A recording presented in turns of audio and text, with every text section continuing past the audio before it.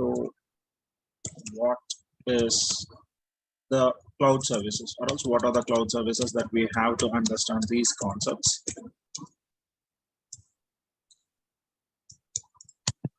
So as per today's agenda, we need to complete these two things before going further.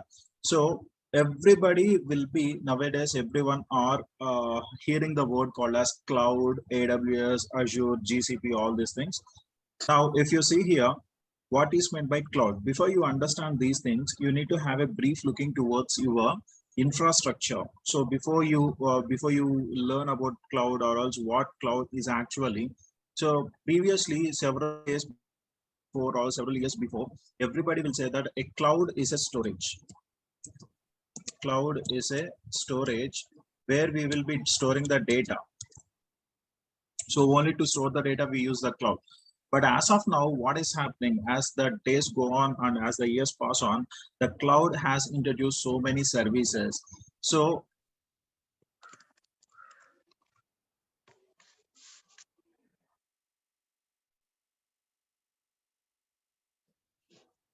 we will discuss about that. Anyways, so a cloud is basically is all about the storage where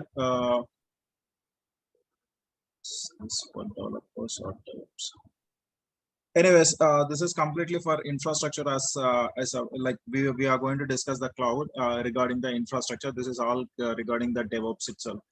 So if you are learning, it is completely only about AWS. We are not discussing about the DevOps.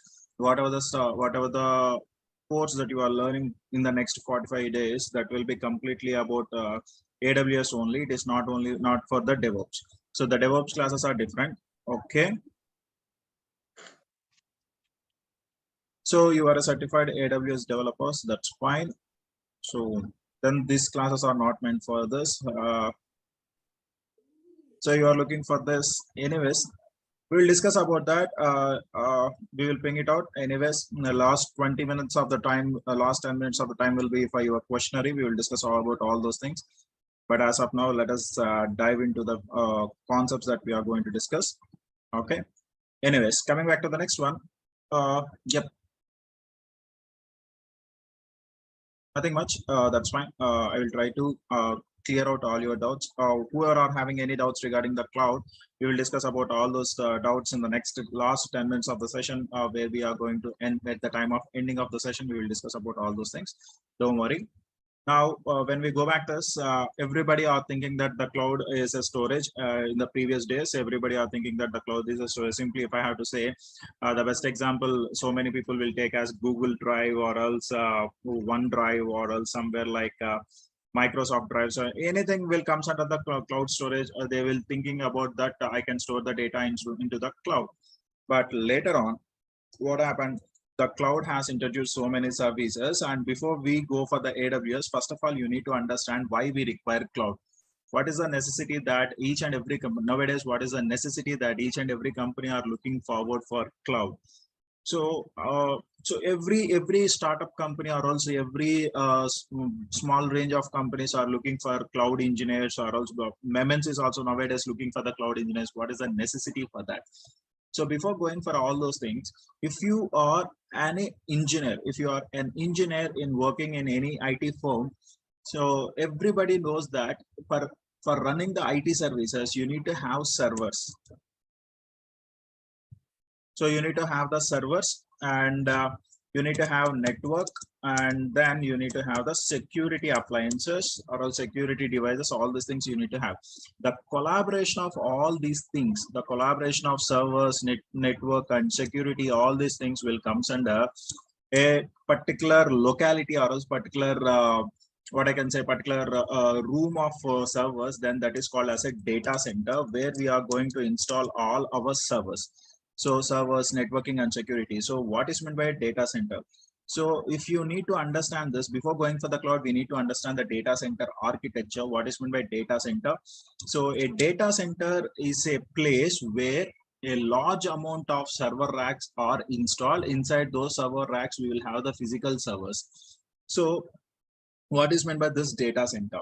Now, as I already said you, and this data center will provide you about servers, And it inbuilt to the data center, we will have the network, and this will provide you the security devices. All the security devices will be present inside the data center. Now, how a data center will be looking like physically, how a data center will be looking like.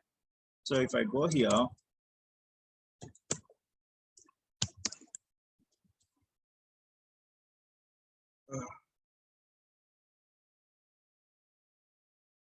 yes.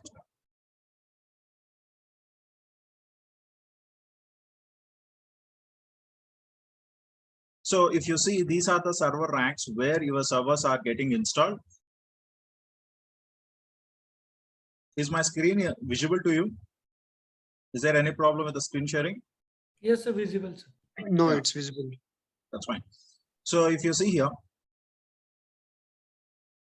these are the server racks, or else these are the racks where inside your data center where all your servers are getting installed. And not only the servers, in these racks you can install the networking devices like routers, and as well as the security devices like firewalls. Everything will be installed inside these racks, and all the racks are present inside a data center. Now, if I have to show you, it's a very huge area. The data center is going to cover a very huge area. uh, if you see in this picture, you can clearly visualize that how big the data center is all about. See that. So if you see the trucks near the data center, see how they are looking like a small toys. So this is this big how a data center. Actually, it is like it is a cloud data center. But when you compare to your normal data centers, like normal company data centers, for example, if you are going to take about TCS, or else if you're going to take about Wipro, or else any company data centers, they are relatively small compared to the cloud data center. But eventually, what you are going to find out inside a data center, only the servers and network and security appliances will be available inside a data center. Now, how can we select an area for a data center? If I want to install any data center, then how can I select an area for a data center? The first thing what you need to see is you need to check it out for the power. So if you think in a company which is having a 10 computers, if in a room there are 10 computers, then definitely we need to have an AC. But if you go for a data center, a very big data center where there are thousands of racks, inside the thousands of racks, you can have some some thousands of servers. Now, how much amount of AC, or else how much amount of coolingness that the particular servers will require? And regarding that, how much amount of power that a data center requires? So we need to have high power availability, so that the data center will get power from two substations. Uh, from two substations without any power loss. If at all one substation is down, then we can get the power from the another substation, so that continuous power supply will be available for the data center, and as well as it will have around 3 days of power backup. A data center will have 3 days of power backup, and that is how we can maintain continuity in the power thing. And the next one is the second one, and the most important one is networking. Like data centers are not residing near to or else next to your companies. So data centers will be available only at the far end of the city, so that we need to have the network connectivity from our company. That the server needs to connect to the data center, or else the client needs to connect to the data center where their servers are located. So how they are going to connect? If at all there is no network connectivity, it is impossible to connect to the data center. So definitely we need to have a network connectivity that can be done by your data center. And the next one is, first of all, we need to check out the climatic conditions also, and we climatic conditions, like what are previously within 20 to 30 years, is there any disaster occurred at that particular location? If there are any disasters, then the data center will not be installed at that particular location. So if there is no disasters are occurred, or else less frequently any disasters are occurred, then that can be selected as a perfect area for installing the data center. And as well as transport facility. So why we require this transport facility? And not only that, we need to have, so every 5 to 6 years the equipment will be changing. Obviously we have to change the servers, or else obviously we need to go for the maintenance of the servers. Everything will be done. So within 5 to 6 years, we need to have all the changes. For that, we need to have the transport facility available very near to the data center. Of course, the data centers has to be installed at the far end of the city, but still we need to have the connectivity through the all ways of transport. And as well as equipment requirement, as I already said you that every 5 years we need to change the data center or else data center equipment. Then definitely we need to have all these things ready. So why we require all this, why we require the data centers, what is the necessity of a data center? Like, hope you understand that what are the necessities that we have, or else what are the precautions that we have to take whenever we are installing any data center. Now, after installing the data center, my data will be transferred between the companies and to the customers. Now, if I have to install this data center, which is very, very big in scale, I need to have very huge amount of investment that I have to do on a particular data center. If I am a small scale industry, or else if I am running a small scale firm, then how can I go for this type of data center? Is that feasible for me? For example, there is a company where there are only 5 to 6 employees are there. They are trying to work it on a particular application, and they want to deploy the application on a particular server, which is about a very startup industry. So for a startup industry, is that recommended to have the servers, these many number of servers and this many number of what I can say, how much amount you are going to spend on the servers is not feasible for a startup company. So what is the main thing that we have to overcome without spending the cost, without having this much amount of cost? How can I go for that? Now that there comes a picture of cloud. So this is how your cloud will be introduced for the small scale industries. What is meant by a cloud?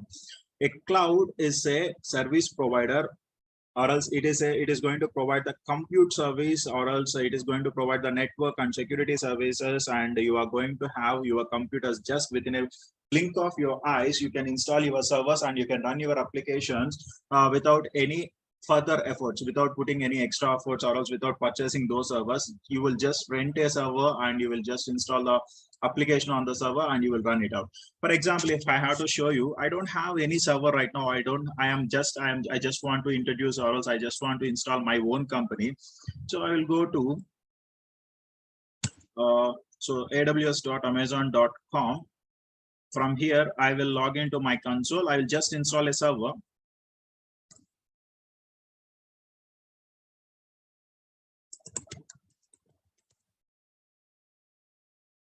Give my password. Simply, I will go with the configuration of the server. I will just install a server within a while, and I will deploy my own application. Example server. That's running good.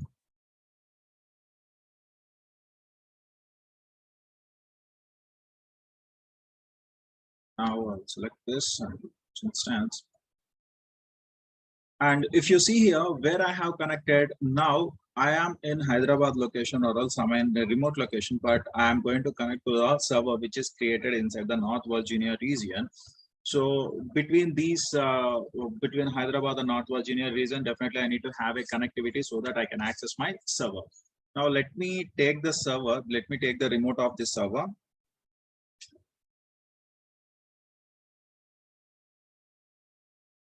Okay.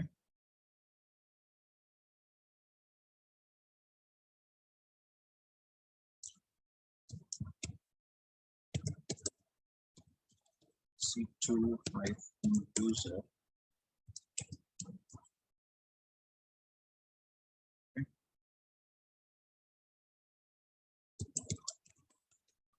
You can come to know about all those things. Don't worry about that. But still, now you are able to access your server. Now, if I want a website, if I want to have a website right now, I don't have any website running on the server. But if I want instantly, if I want any website, let me do one thing.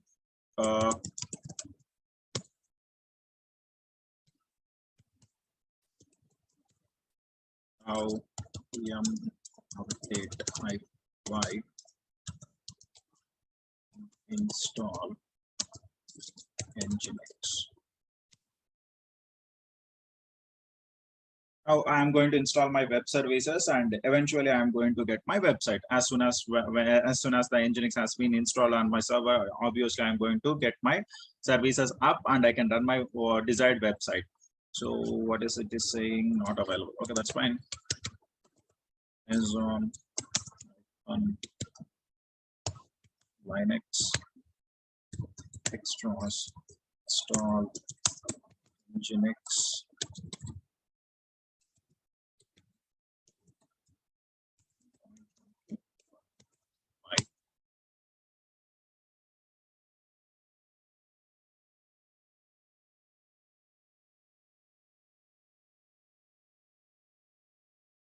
Okay, systemctl start Nginx. Now my services has been start. Now if I refresh this, if you see here, I got my website instantly. I'm getting my services up and running. So I don't require anything. I don't need to bother about my servers. I don't need to bother about the networking, and I don't need to bother about the operating system that has been running, whether it has been installed properly or not. Is there any monitoring that I have to do? I don't need to bother all these things. Just I have installed my server, and I just install my services, and I'm running the services on that particular server. So I'm able to work it out instantly. But if I want to change this, now if you see here, I got a website like welcome to Nginx. I will just make it a small change. Nano/user share Nginx HTML index.html.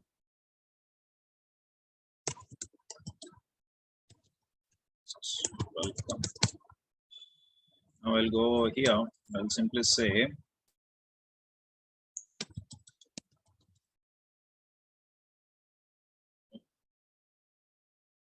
welcome to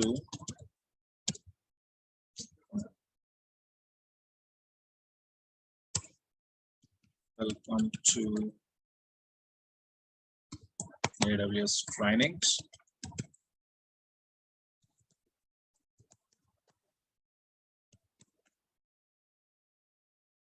When I refresh this, automatically the website has been updated like this, so that what is happening here in the back end, what is happening? So I have just deployed a server, and from the server I deployed a service so that it is instantly accessible by each and every person. Now, if you take this URL and if you search in your mobile phone also, you can access this service.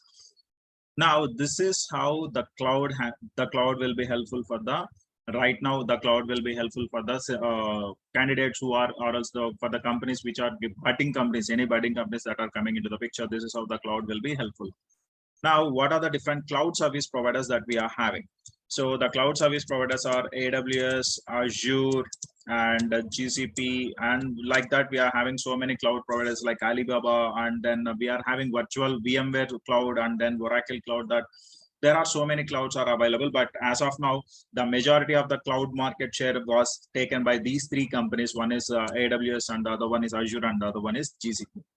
Now, if you are going to learn about the cloud, now whenever you are learning the cloud, what are the steps, or else what is the procedure, how you can learn a cloud? The first thing that you need to understand, or else first you need to make sure that you have a knowledge in Linux. So definitely every cloud engineer has to have a knowledge on Linux. Basic Linux is more than enough to have knowledge, or else to get understanding about the cloud infrastructure, or else whatever the practicals, or else whatever the services that we are accessing. Majority of the services will be taken care by the Linux operating system itself. So you need to have a basic understanding about the Linux, and then you need to have any one cloud. So basically you need to have an understanding about any one cloud. First of all, you need to start your career by learning any one cloud, that is either AWS or else Azure. I'm not saying you to learn about, definitely you have to have an understanding. First you need to learn AWS, and then you need to go for Azure. It is not recommended. You can have a brief understanding about, either you can have a knowledge on AWS, or else either you can have a knowledge on Azure. After learning that, then you can go with the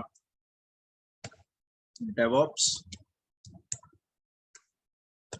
and then you can go with the then you can have shift. If you learn here AWS, after completion of AWS you can go with the DevOps, and after completion of DevOps you can go with the Azure. So if you learn AWS, you can go with Azure, or else if you learn Azure, then you can go with the AWS. And after that, so it's recommended to have a knowledge on Kubernetes. And then you can learn, if you are further interested to learn about more about the cloud, then you can go with the GCP configurations. And then lastly, now each and every company are requiring the candidates who has the knowledge on infrastructure and as well as the coding. So definitely they are looking further for an engineer who is having knowledge on any sort of coding. I will recommend you to have a look over the Python. So this is the agenda, or else this is how you are going to learn the cloud from basics to the higher levels. So this is how you are going to complete your sessions, and or else this is how you are going to learn all the cloud, and so that you can get a prominent job in a company. Now, definitely, is that recommended to have a knowledge on Python? It is not recommended to have that, but if you are having a knowledge on, I'm not specifying that you should have a knowledge on Python to learn the cloud. It is not recommended. But if you are interested towards learning the coding, and if you want to get a job in a good firm, then definitely you need to have the basic knowledge about coding, and as well as you need to have the basic knowledge about infrastructure. So whatever we are learning in the AWS, what are the concepts that we are learning in this class in the next 45 days, that is completely regarding your infrastructure only. There is no more coding that will be involved into your AWS. Now, what we are going to learn in the next couple of months, or else next 45 days, the first one is, so what will be the curriculum of the next 45 days? As I already shared with you in the website, and you can have a look over that. But if you want to know about that, I will just share you a brief curriculum here. So the first concept that we are going to discuss is VPCs. So in Amazon, first of all, you need to have a basic understanding about the first one is introduction to cloud. Intro to cloud. This is the first thing that you are going to learn. After that, you are going to learn about VPC, virtual private cloud. And inside VPC, there are some services like what VPC will be providing. So the VPC will be providing like somewhere VPC peering, NAT gateway, and security group, security concepts, and then VPN configuration. And then we will be learning about transit gateways. These are all the concepts that you are going to learn in VPC. And before you go for this, my recommendation is that you need to have a basic understanding about the networking also. Not very in-depth of networking. CCNA level is not required, but you need to have a basic understanding about networking. Among those networking concepts, you need to have a knowledge on IP addresses, and the next one is CIDR range. So these are the concepts that you need to have a basic understanding before you go for the VPC configuration. Why? Because VPC will comes under the networking services that are provided by the Amazon Web Services. So you need to have the basic understanding about these things. And after that, after VPC, then we will be going with EC2, Elastic Cloud Computing.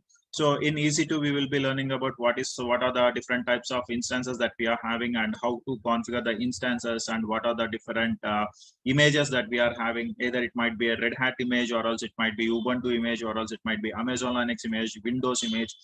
These are all the things that we are going to learn in EC2 instances, and as well as we are going to learn about launch templates, and then we will be learning about load balancers, auto scaling groups. These are all the concepts, and with that we will be learning about global accelerator, Route 53, and CloudFront.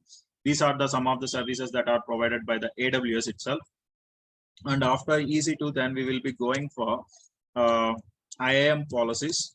So it's just a two to 3 days of classes. IAM, identity and access management, where you are going to know about who are users, what are the roles that we can specify, and then we will be going with the role-based policies, and then we will be going with the role switching. These are all the concepts that you are going to learn in IAM. And then we will be learning about, after IAM, then we will be learning about S3 buckets. As we already know that S3 comes under the storage that is provided by the Amazon itself.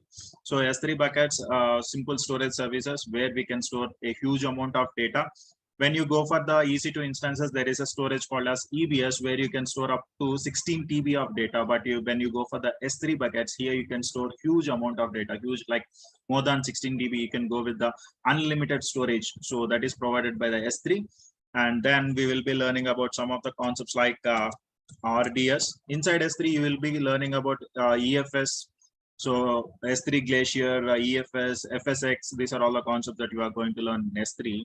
And when you go for the RDS, relational databases, so you will be learning about MySQL, And then NoSQL concepts will be there. Under NoSQL, I will be trying to show you how DynamoDB will be working out. So these are the concepts that you are going to learn. After that, you are going to learn about CloudWatch. And finally, we will be learning about cloud formation. If possible, then there is a concept called as a data migration. So data migration will be there from on-prem to cloud. This is completely optional. I'm not going to completely rely on this, or else I am not going to completely give a picture about how a data can be migrated from my on-prem to the cloud. But if in case if it is possible, then definitely I will go with the data migration also. These are the concepts that you are going to learn in the AWS. Hope you have a clear picture of what you are going to learn and how you are going to work it out. So is there any queries regarding this? If you have any doubts, you can ask me right now, or else we will go further.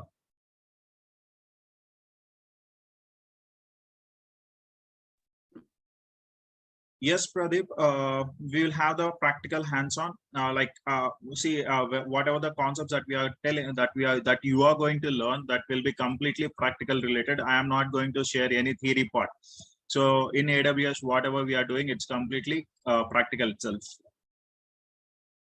Sorry, we don't have any class for the developers for the project related things. It is completely basic concepts that we are going to discuss how an infrastructure can be maintained. Will we cover Linux? Linux is completely it's basic. Will you give the basic idea? See, if I have to go for the Linux, then it is again going to take another 15 days to complete the Linux. So the basics of the Linux, it will going to take another 15 days. So, yep. So if I have to say you, and if there are any Telugu people, there is a just let me show you my channel over here. Is it? Yeah. You go here, this is my CGIT trainings channel where you can have Linux content in Telugu. You can look after that.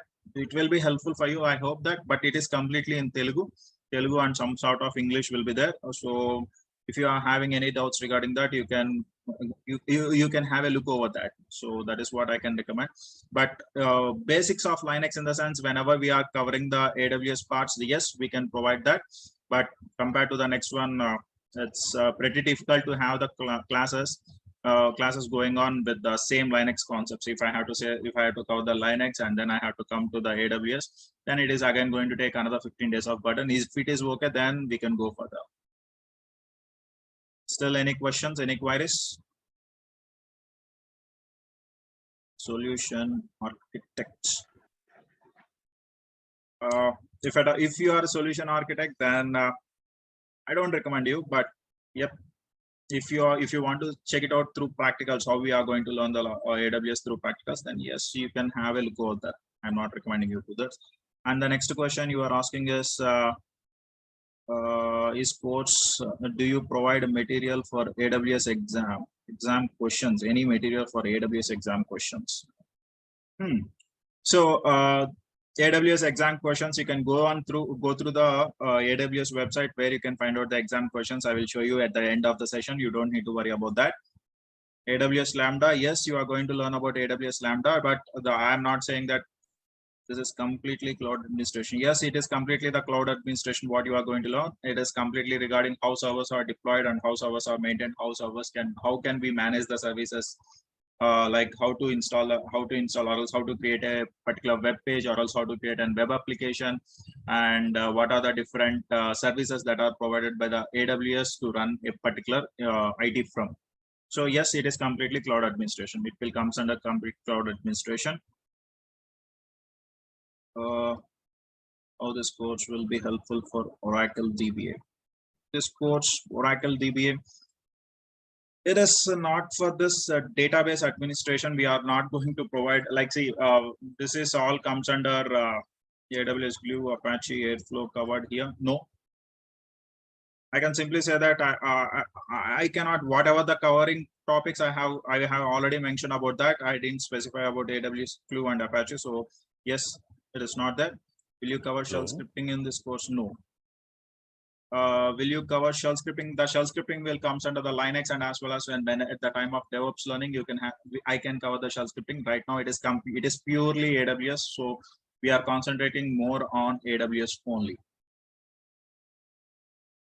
Python developers. See, Python developers, if you want to have an idea towards the infrastructure related thing. Now, if you are deploying any applications in any servers, how the servers will be functioning, what are the phases of deployment, and what are the different problems that an infrastructure will be provided. Yes, it will be helpful for the Python developers also if you are really interested towards learning about the operations team. So if at all, if you're a developer, you need to know how an operations team will be working. Yes, it might be helpful for you. What are the AWS certification possibly I can plan? You can plan AWS associate level certifications. Associate. Let me show you one thing.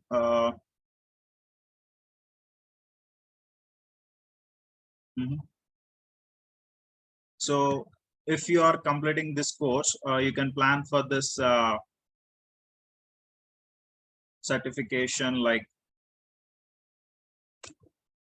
you can go with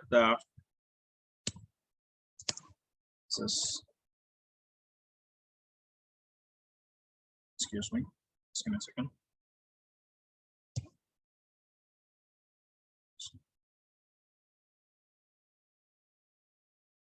You can go with cloud solution architect associate level. You can write the exam, or else you can plan for the certification regarding this. You can go with this.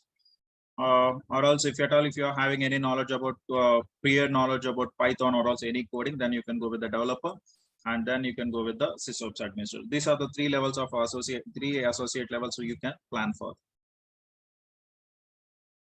See, Django is not covered in, sorry, Django and AWS, which is the best suitable for Python. Why you are asking the Python questions in AWS classes? This is completely AWS. We are not Django and Python. Django is a framework that is available in Python, not in AWS. So please, if you are having any questions regarding the Python, or else it is not completely for developers. So if you are having any questions related to, I already said you that Glue will not be provided. Yes.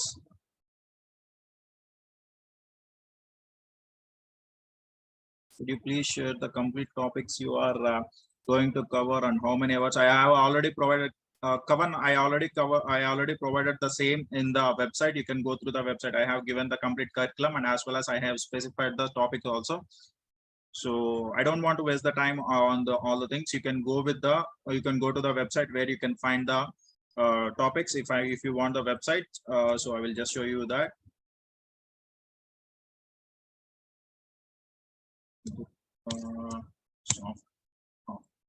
Now, if you go to this website, here you can have the curriculum where you have registered. So, yep.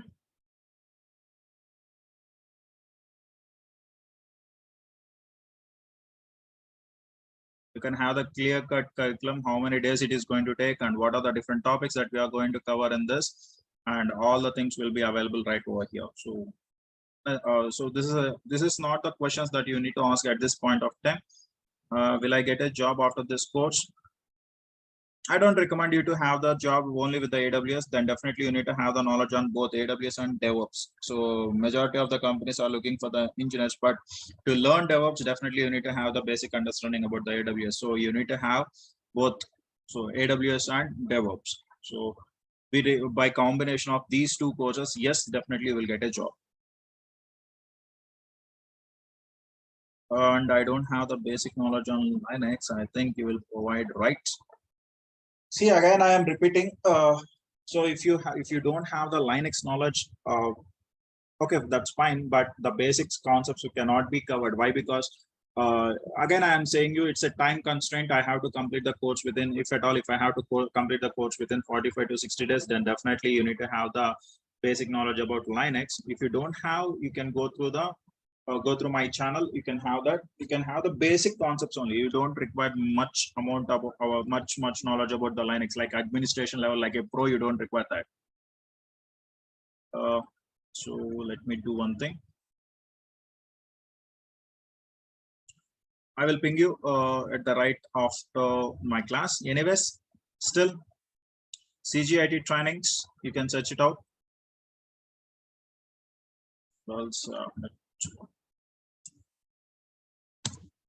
So this is what my channel, you can go through that. You will be having the basic concepts about the Linux, not in depth about that in the channel. Yes, it's a regular class, and yeah, when I go for this, just let me complete this. So our class timings will be 7 to 8 and 7 to 8 a.m. every day from Monday to Friday. Monday to Friday, the classes will be there, and weekends will be off. Weekends you don't have that. So that's about your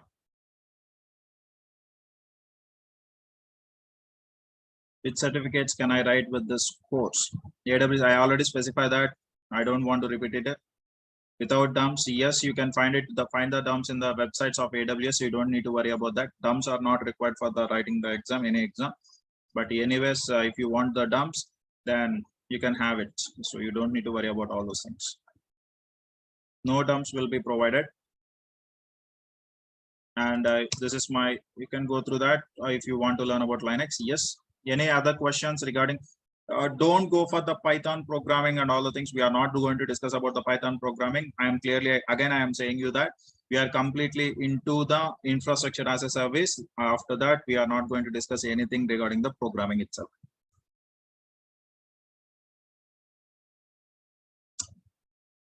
Gautam, I already said you that you can go and write the AWS associate level of examinations. So I have specified the path also. So can I pass? That completely depends upon your hand. I cannot say that you will 100% you will have the pass percentage as 100%. Why? Because it's completely on your practical knowledge and on your theoretical knowledge what you are going to learn. So that's what I can say. You said path, it is okay. I will. Which certificate? Associate level certificate. I already said you. Associate level, there is three solution. I have given you the clear picture. You are having the three levels of certifications. One is the AWS Solution Architect Associate, Developer, and SysOS Administrator. Among those three certification, you can pass AWS Solution Architect Associate level. Okay, with this course, I can pass Solutions Architect. Yes. Okay. Any queries regarding other things? I hope that everything is clear right now. If you don't mind, please take my screen and look at it. Actually, I'm searching for cloud course. Please, it's not a one-to-one session. I can have the session at the time of at the end of the session. I will definitely let you know about that. But as of now, we have to discuss about. I have to go for the another queries. So hope everything is clear. Is there any doubts regarding that? Now, what I'm telling is, I already attended some other institutions demo class. They shared some course content that is very huge. They are telling that 26 tools in 2 months. So if you do, I am looking for your advice. Actually, I have a great belief in Durga Sir and his institution. So I am asking your view on that course. I can take that course or this course. We will talk it in a one-to-one session. If you don't mind, we will discuss about that, please. Okay, thank you so much. Yeah. When will you talk? I will ping you within like after the completion of the class. Definitely, I will ping you on that. Okay. Thank you so much. Guys, will you provide the recorded session right like every class? Yes, recorded videos will be available for you at at all the sessions of the recorded videos will be available for you. Don't worry about that. And this course has offline or online. Actually, right now we are connected through online, so that I can say this course will be online. And if you want anything, you can come to the Durga Soft, which is located in Hyderabad. That's what if you want the offline. But as of now, this is completely online itself. Yes. Okay, fine. So that's about your queries. Hope you understand the queries. Is there further delays or else further things we will discuss in the later on sessions when we are going further into the classes. And as of now, I can clearly say that no programming or else no coding will be involved in the AWS training. It's purely infrastructure related training that you are going to get, and what are the different services that are provided by the Amazon Web Services, and how we are going to work on the Amazon services, what are the basic concepts that we are going to cover, everything will be there. That is completely regarding your infrastructure only. You don't have anything regarding the programming. So no programming languages are required, no Python language, no coding is required to learn the AWS, but a little bit of JSON is required, where we are going to cover in the cloud formation, that I can make you understand at the time of IAM policies and all the things. I will try to make sure that you are able to understand all these things. Hope you understand this. And still, so that's about what you are going to learn in next couple of months. And these are the topics that we are going to cover. And tomorrow we'll be starting the new class. So tomorrow we will be starting about what is meant by IaaS, what is meant by PaaS, and what is SAS, and what are the different types of clouds, and how we are going to create an AWS account. And then we will be covering all these small things after the completion of the class. Then the first 3 demos are the free demos. You don't need to worry about that. And afterwards, from Monday onwards, whatever the classes are going to commence, that classes will be completely, whoever the students that are registered into the course, they will be having the complete sessions for that. And finally, that is what I want to make it out. And the course content has mentioned on the Durgasoft portal, everything will be covered. Yes, of course, whatever the content that has been mentioned on the Durgasoft portal will be covered. Is the same link do we need to use to join? Yes, of course you need to join. So the same link you need to have. Okay, so whatever the course content that is provided on the Durgasoft portal, as I already showed you the website and what are the contents that we are going to cover, you can go through this, so that whatever the topics that I have specified over there will be covered in the next couple of months. You don't need to worry about all those things. Okay. Can I get any course completion certificate after this? That can be said by the Durgasoft management team. You can contact the management team at the time of payment. They can give you the clear cut picture about that. You don't need to worry about the course complete certifications. Yes, all the things you will get. Don't worry. So hope you understand the session.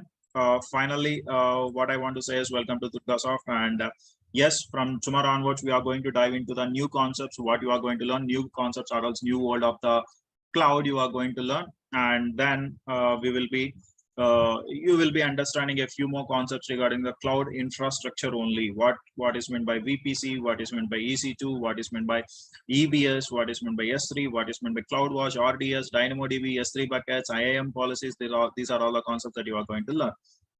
Am I clear on that? Is there any queries regarding anything like Python coding, or else anything you want to ask? You can ask me right now. And if there is no queries, then yes, we'll stop right here. And tomorrow we will be joining, and the sessions will be of 1 hour. Sometimes it might be prolonged to 1.5 hours also, depending upon the course content, or else depending upon the content, or else depending upon the topic that we are going to learn. Sometime it might be prolonged a much bit later.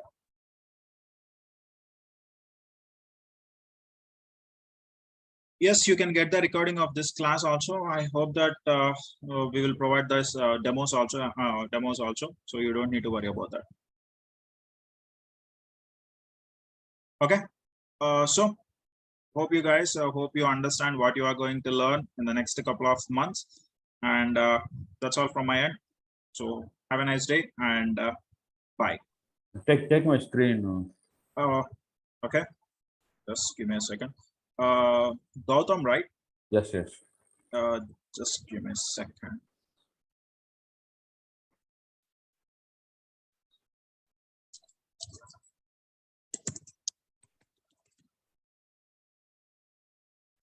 Can you ping me on this? Yeah. Just give me a second. You can ping me on that, so that I will support you on this. After all this class has been completed, I will just show you. Your mobile number, right? It's not mine, but yes, you can ping it on that. Okay, don't worry. I will give you an instant reply on that. So yes, that's all for today. Have a nice day, guys. And Gautam, you can ping me on that. I will discuss about this number has WhatsApp. Okay. Yes. Okay, thank you so much.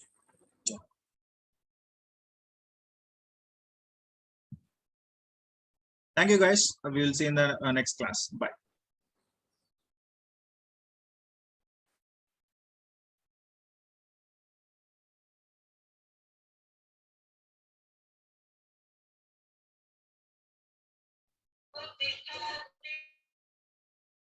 to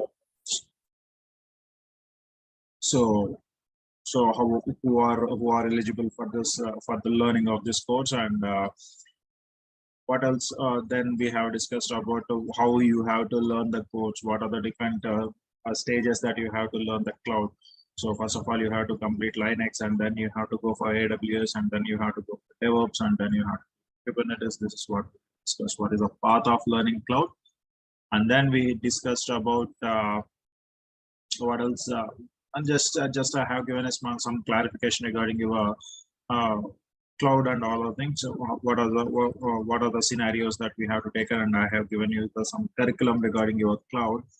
And now today we will be discussing about as we have already discussed about the cloud, what is meant by cloud and all the things. I just want to repeat the what is cloud, and then I will just go enter into what is data center, and then we will go with the servers, physical servers, how physical servers will be looking like, and what are the different physical servers, rack servers, and then how a networking will be configured. And before entering into the AWS, just we will go through some of the basics of networking concepts, and then we will be going into the Linux operating system. So basics of Linux operating systems can be said here, and then we will be entering into AWS. So as I already said you that Linux is very important for your AWS. So we will be learning Linux, basics of Linux, what are the required commands that we need to understand. Those will be said in this topic, not the entire Linux. So system administration level of Linux cannot be taught here. So what are the basic commands, how we have to access some of the commands, and what are the required commands that we need to understand to have a knowledge on AWS, that we will be learning in this class. Not only in this class, in the next class also we are going to understand about the networking concepts and Linux itself.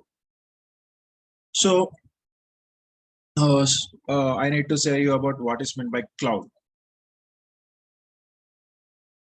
Here, a cloud, everybody will think that cloud is a storage, but as I am saying you that the cloud can provide you different services remotely. So a cloud is an infrastructure provider which can provide you different types of infrastructure services like servers, and where you can install databases and applications in that servers. So again, I am repeating that a cloud is an infrastructure provider which will provide the servers and networking concepts, and inside that servers you can install the databases and applications, whatever your requirement are there.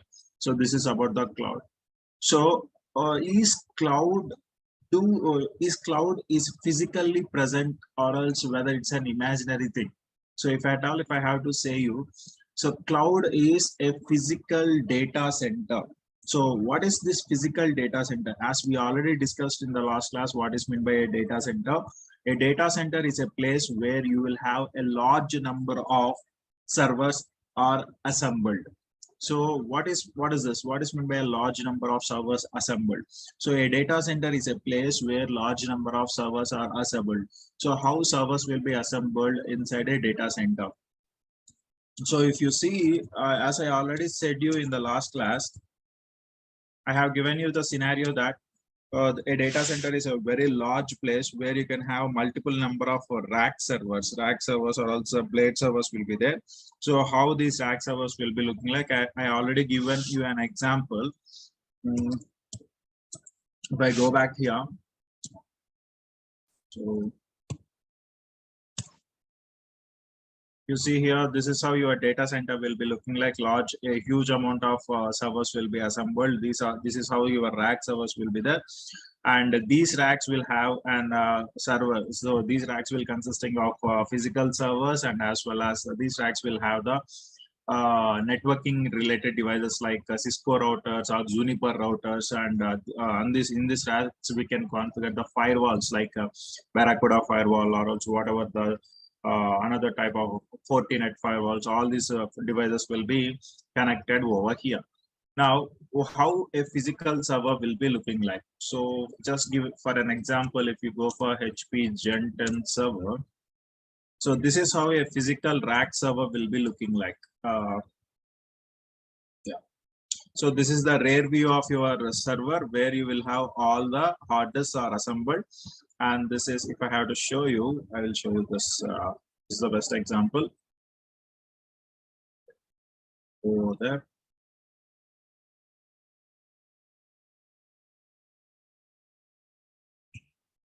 You take this.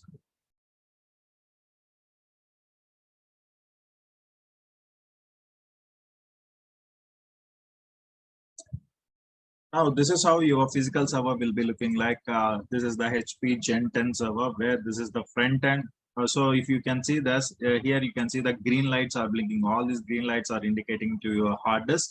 And this is the rear view of your server where these are all the hard disk, what I can say, a hard disk base where you can install all the hard disks. And these are all about your LAN ports where you can connect your networking cables. And this is about your power supply. And this is the serial port, and this is your power supply channel. So these are the fans. These are the fans which will be cooling your server. And these are your this is the VGA cable which can be connected to your monitor. So this is how your servers will be looking like, and these servers are clamped to your racks. So as I already said you that in data center you will have the racks. So if I have to show you server racks, so this is how your server racks will be looking like inside a data center. So yeah, this is how your servers or else this is how your racks will be available inside the data center where all the servers are clamped into your racks. So just like your wardrobes, how your wardrobes are looking like, in the same manner your racks will be looking like this. So and in this server we will be implementing some of the virtualization concepts. There is a concept called as virtualization. Inside that virtual machines we are going to deploy the operating system, and inside that operating system we are going to deploy our application. So if I have to say you, I will show you a small diagram. So there is a very big area. This is the area where suppose if you think this is my data center. Inside my data center there will be racks. This is about your server rack. This is how your server rack will be. Inside the server rack you will be having multiple physical servers. So if you think this is the physical server, and not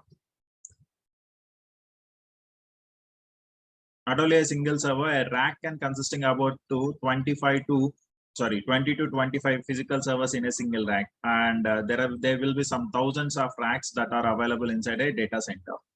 So this is how your servers will be there, and inside these servers you will have virtual machines. You can come to know about these virtual machines. You don't worry about that.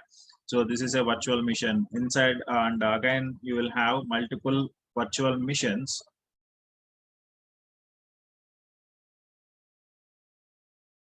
Like this, you will have the virtual machines, and inside the virtual machines we are going to implement the applications, and inside we are going to implement whatever the applications that we require.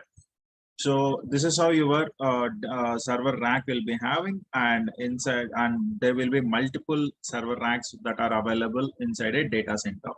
So this is how your data center will be looking like. So now each and every rack will be interconnected. In each and every rack will be interconnected through networking. So we are going to lay a networking between all the racks, or else network cable between all the racks, so that each rack will be having the communication, or else each and every server will have the communication with the another server. So two servers will be getting communicated with each other. And here you need to understand one concept called as I am discussing here, you need to understand what is meant by network. So, and then what is meant by networking and all the things. And here you need to, very most importantly, you need to understand IP address. What is meant by IP address? These are the few terms that you need to have a brief understanding. Now, when I get back to the data center, as you have understand this, this is what the data center is. The collaboration of multiple physical servers in a single place is called as a data center.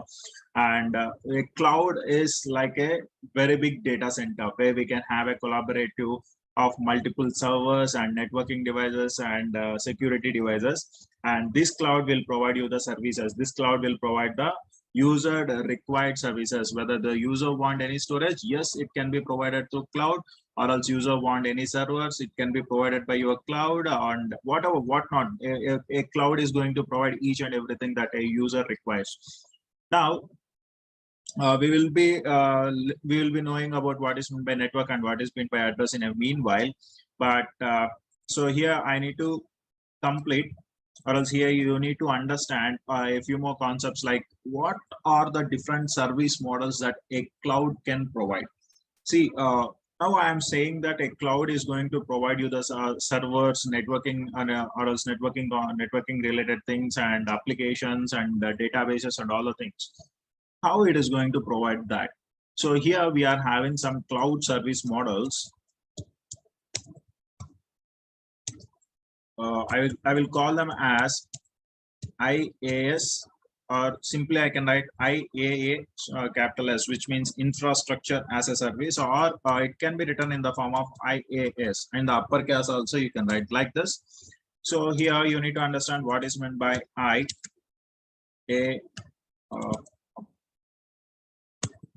yes. So infrastructure as a service. Infra as a service. So let us go for a brief example. If I have to say you an example for this, now you have constructed, or else you have given a contract to a contractor that to build a very home, so very new home. So he has constructed a new home for you, and he has hand over a home to you. So whenever he is doing that, he can cross check that what are the required things for the home, like whether we have created or constructed a wall clearly, or else is there anything that we have to do with the with all the home related things, he can do that.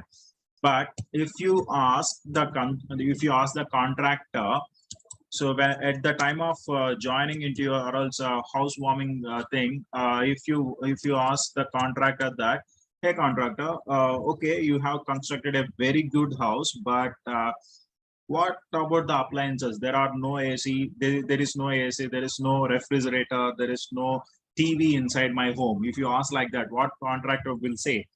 Obviously he's going to say that, hey mate, that is not my work to do. So my work is to construct a home for you. I have constructed a beautiful home for you, but the application related things, like whatever you want a refrigerator, that's your thing to purchase it, or else if you want a TV, that's your thing to purchase. That is not my thing. So my work is to construct a home for you. I have done my work, and remaining like applications and all the things, that's your responsibility. So in the same manner, as like the same scenario in IaaS also, infrastructure as a service also, so the service provider, whoever are the cloud service providers are there, either it might be AWS, or else it might be Azure, any service provider. So in the infrastructure as a service, they are going to provide you the infrastructure. So what is meant by infrastructure? So here the infrastructure is nothing but they are going to provide you the servers, network, and somewhere like data, so network and security. So these are the things that they will be providing. And inside the servers, if you want to launch SQL application, or else if you want to launch Python application, MySQL application, Postgres application, that's completely depending upon the user requirement.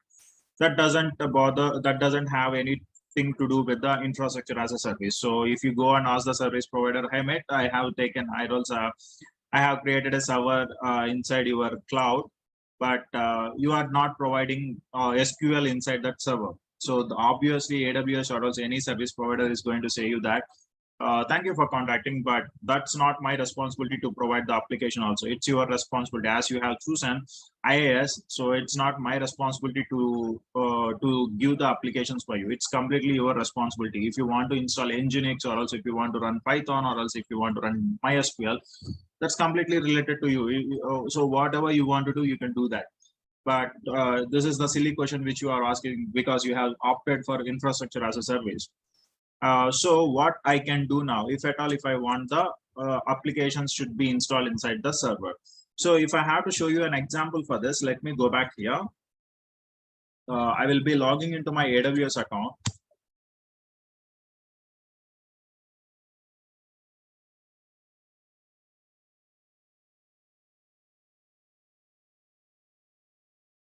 So here, if you can see, we are having, I think I am having a server over here.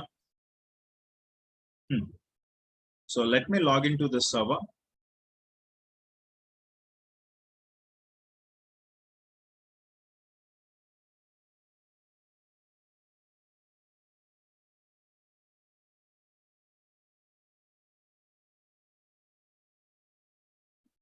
Am I able to log into that? Just give me a second.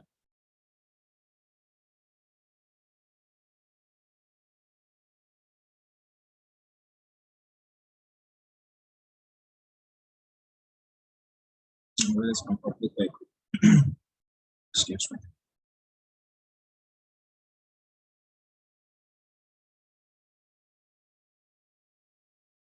Once we complete this, once we complete the basic things, then I will show you what are the lab requirements, what are the softwares that you want to have to understand AWS.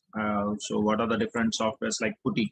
Actually, that is called as Putty, but as per our English Indian, Indian English, then that name has been termed as Putty.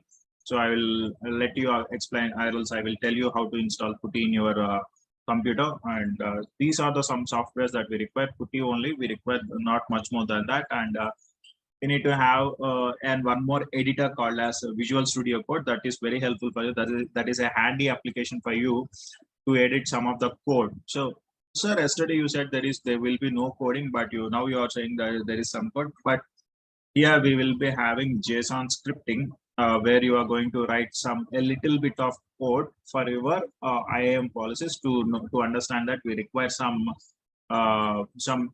application called as Visual Studio Code. I will make you understand about that. Don't worry. So these are the applications that we require to understand cloud. Rather than that, we don't require anything else. By default, you will be having Chrome or else Edge. Anything is okay for you. And tomorrow I will be saying about how to create an AWS account so that you can create an AWS account and all the things. So don't worry about that. So let me log into this server.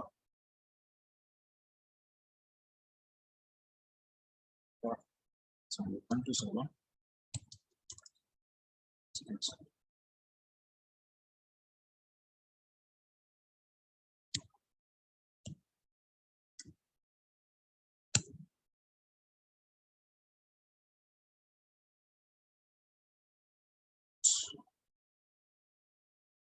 Sorry. It's the error that I got. Right. Yeah. Okay. Now, if you see here, now when I give the IP address of this server in my URL or else in my address box, if I give like this, now what I'm going to get, I'm going to get the server, whatever the service that you want to reach, you are unable to reach to that particular service. So the site cannot be reached. Why? Because I don't have any website that is installed in my server. So now what I'm going to do here is, let me show you. So as I already said you, they will provide, or else the service providers will provide me the infrastructure only, which means that they will provide the servers, they will provide the networking, and they will provide the security only. They are not going to provide any application related things. So if you want to go for that, then it's our responsibility to have installing. So if I want to convert this as a web server, just I will go for, let me do one thing, apt install nginx -y. Now, when I do that, So automatically my server will be converted as a web server. So I can provide the web services from this server. Let us have a look into that. Now, when I refresh this, see that I got a website like welcome to Nginx, which means that I have deployed an application called as Nginx, so that my server has become a web server. Now, if I want to install SQL, it is my responsibility to install the application. So this is what I can say you. I can simply say you about IaaS. So IaaS means infrastructure as a service, where they are going to provide only the infrastructure, and remaining concepts are all regarding our things. So an engineer has to work it on whether I have to convert the server into a web server, or else an application server, or else any database server. That's completely depends upon the user thing. Now the second one is, I hope that you understand about IaaS, and the second one is PaaS. So what is meant by PaaS? PaaS means platform as a service.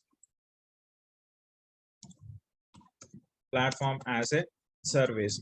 So here you are going to request for the platform. So if you want to have a database like MySQL or else PostgreSQL, you are just going for the console like RDS console, and you are going to select whatever the database that you want to install in your console. You will just go to that particular service and you will install that particular service. So the best example which I can show you here is, let me go back here.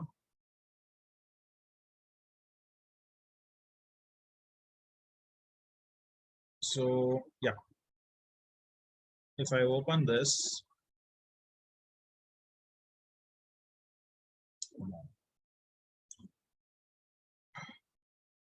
so RDS, yes, if you here I'm just going to select which type of operating system, or else which type of database I require. I will select create database, and it is going to show me a wide variety of databases which I want to install in my cloud.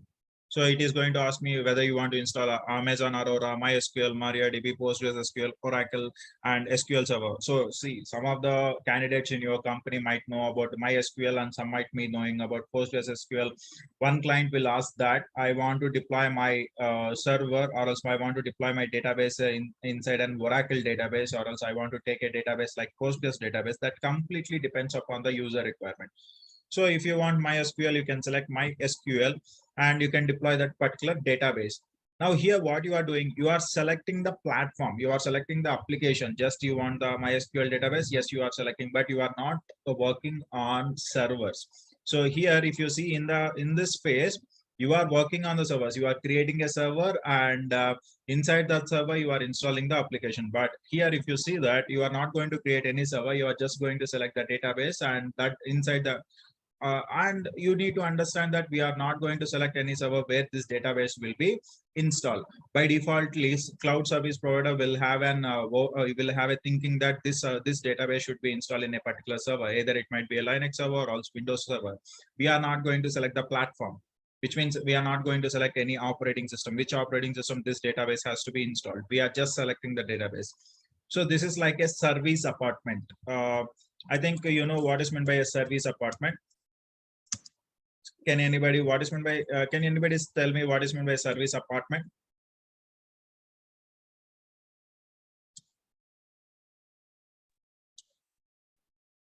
Yes. So basically, service apartment is something like everything will be provided, including food, stay, accommodation, this kind of thing.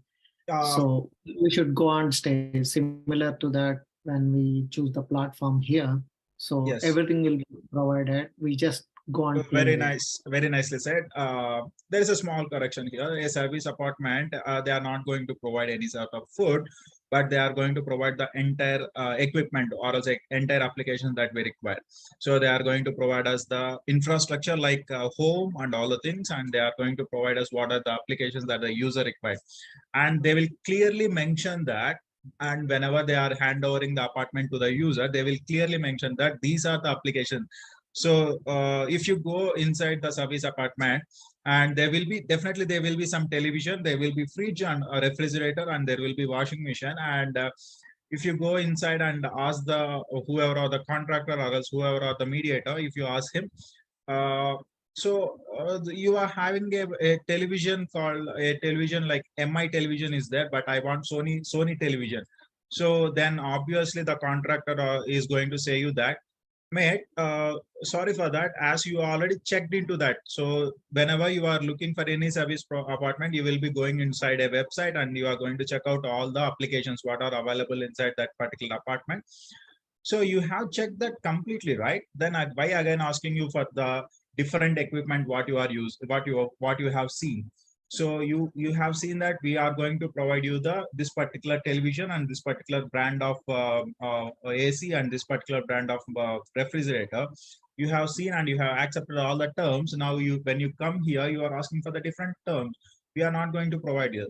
So whatever the services that we are providing, whatever the company or else whatever the brand that we are providing, you have to accept it. So in the same manner, if you go back here, here you are going to select the, here you are going to select my databases and you will select MySQL. Again, whenever you, at the time of installation, I don't want on Windows, I want on Linux. So first of all, the user don't know on which platform this particular SQL is going to be installed. Either it might be Windows platform or else it might be Linux platform. But still, the user cannot ask for the platform. So that is what I want to say you about the PaaS, where you will have just, they are going to provide you the softwares, or else they are simply going to provide you the platform as a service. And the next one is SaaS. SaaS. So this is called as software as a service.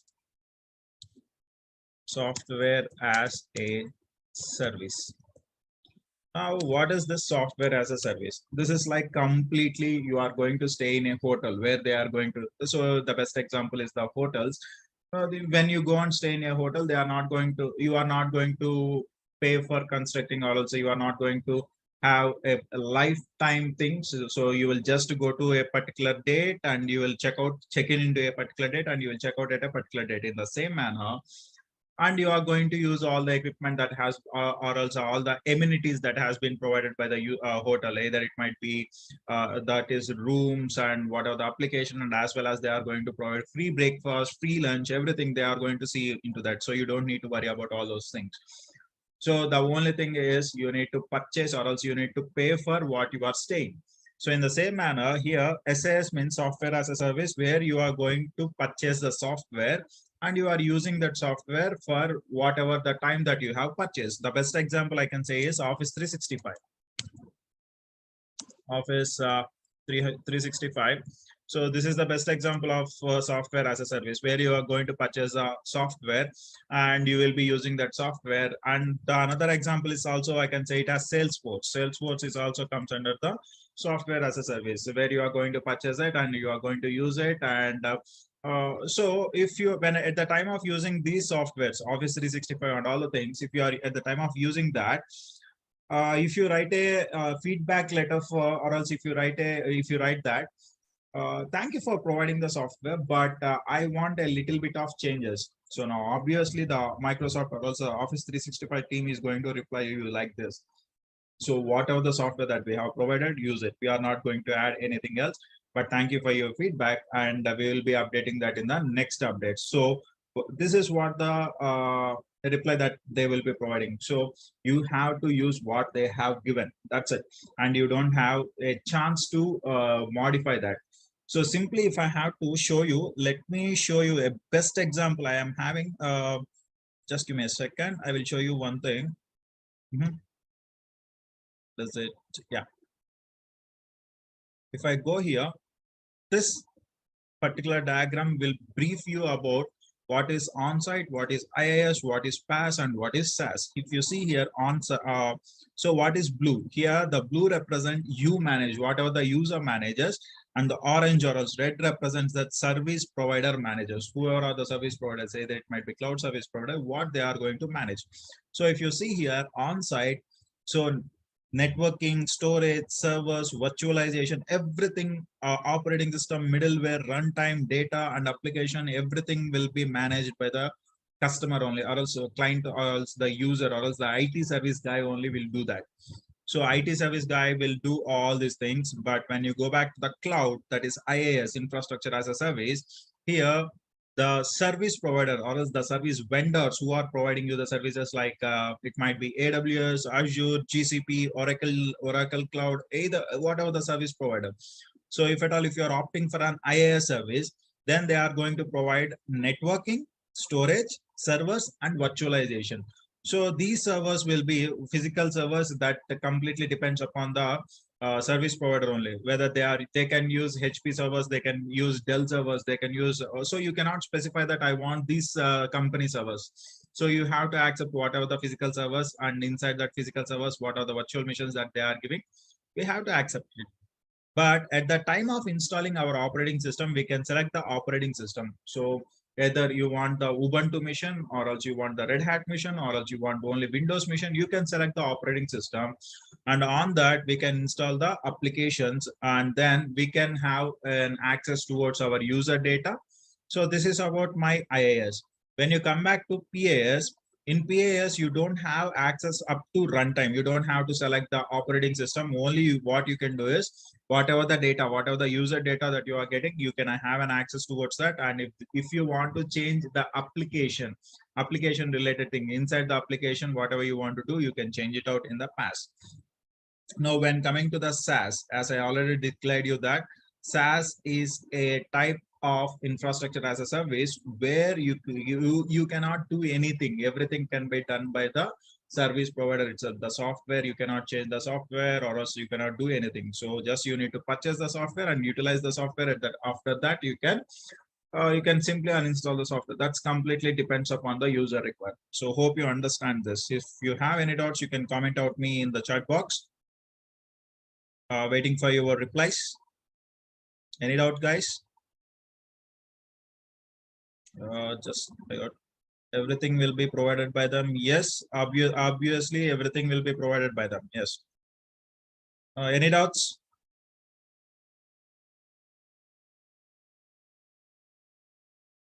You can type in the chat box. I'm waiting for your reply, guys.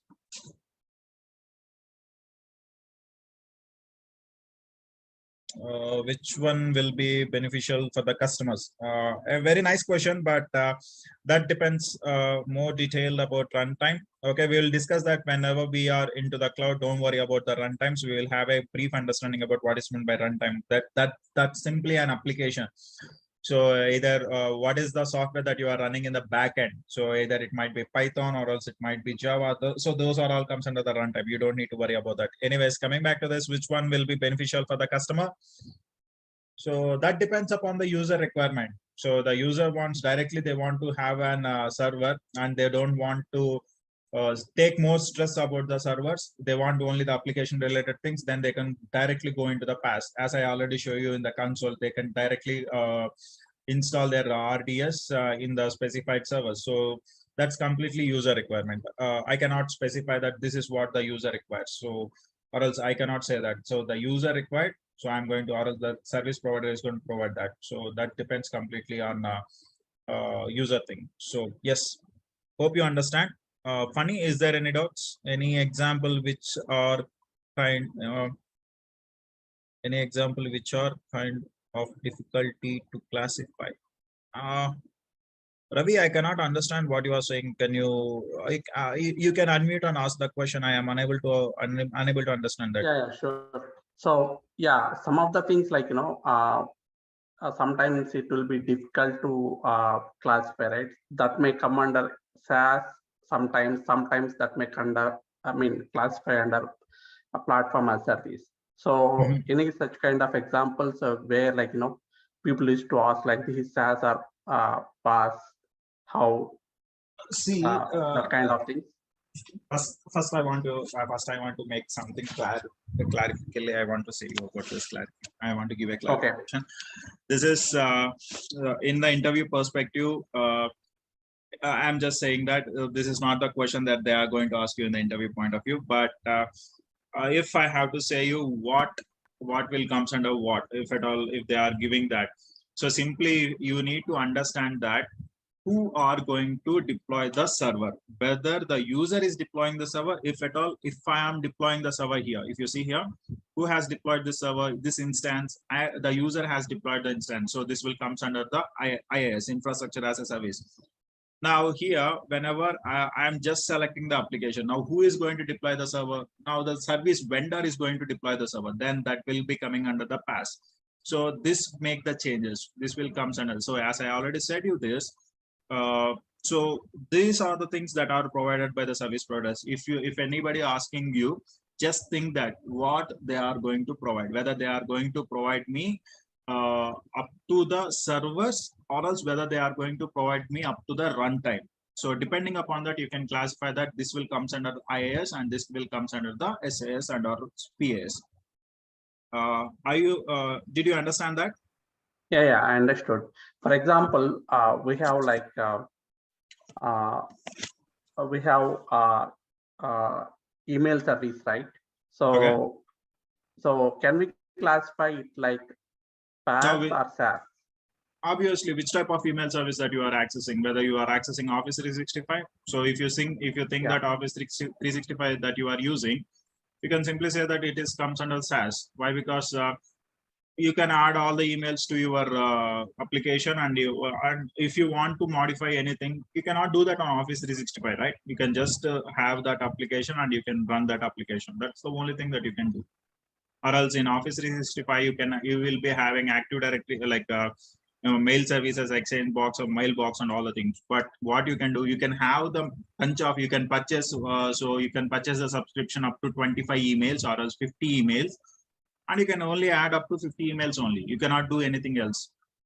I am so hope you understand this. So are you able to do anything else regarding that? So you're not going to do anything. You are going to only have a purchase, or else you will be having only the subscription up to a certain emails, and you are going to work it on that. That's it. So that will purely comes under SAS. Okay. Okay. Fine. Yes, that's all about your IaaS and PaaS and SaaS. Then we will be discussing about what are the different types of clouds that we are having. And if you understand this, public cloud. Chaitanya, before doing this, in the one of the screenshot you mentioned, right? In the cloud, I selected some SQL. Can you show me the screen? Okay, I think that is where we are all confusing about the SaaS and PaaS. See, here you selected MySQL. This is one example.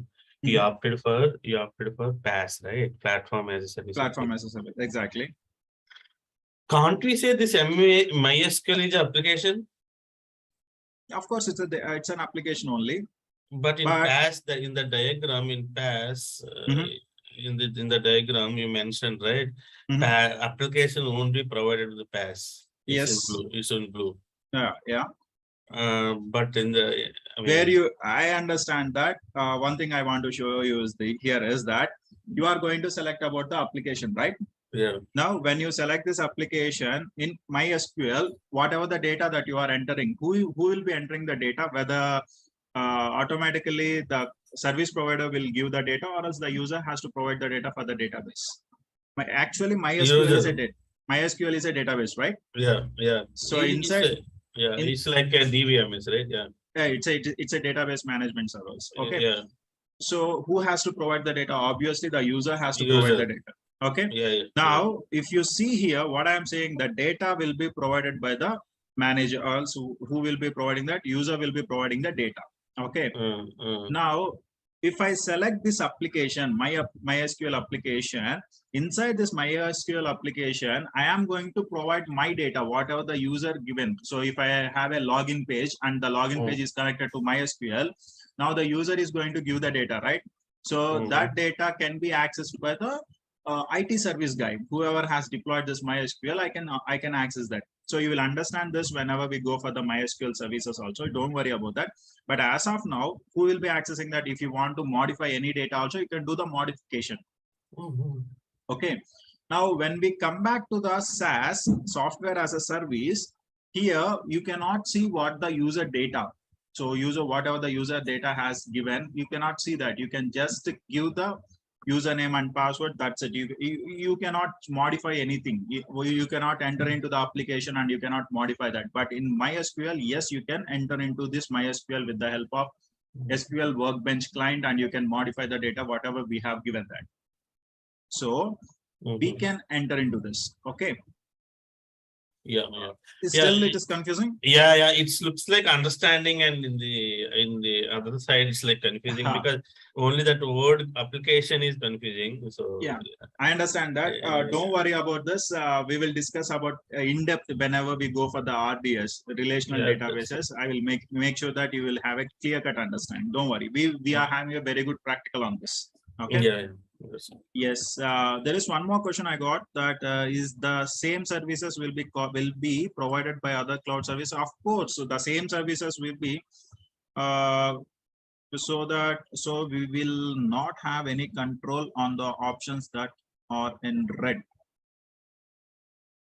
Yeah, of course, you don't have any control over the options that are in red. So the same services. So this is related to the, I'm just specifying it for the cloud. So these are the service models that are provided by the cloud. I am not specifying that these are the service models that are specified by the AWS, or else these are not the service models that are provided by the Azure. So I am saying you, these are the service models of the cloud. Cloud means that you will have the AWS, you will have the Azure, you will have GCP, everything. So these are the service models that are provided by the any n number of service providers, whoever are providing you the cloud. So everything in the red, or else everything in the orange can be not handled by the users. So it is completely handled by the service providers, whoever are the service vendors are there, they are going to provide that. So you don't need to worry about these things. Yes.